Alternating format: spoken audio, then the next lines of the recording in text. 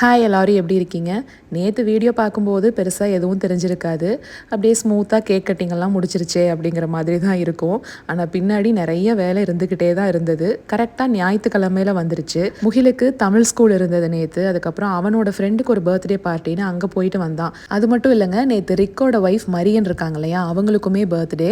மாவுக்கு வேற ஊற போட்டு வச்சுருந்தேன். கிராசரி ஷாப்பிங் வேற ஒரு பக்கம் போய் வாங்கிட்டு வந்ததெல்லாம் இருந்தது.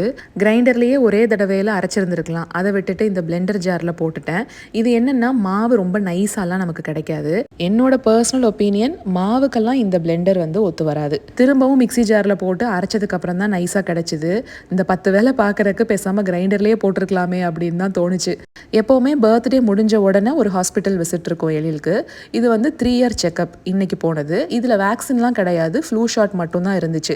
இனி அடுத்து 4 இயர் செக்கப் தான். சரிங்க, நம்ம நாளைக்கு ஒரு ஷார்ட்ஸில் பார்க்கலாங்களா?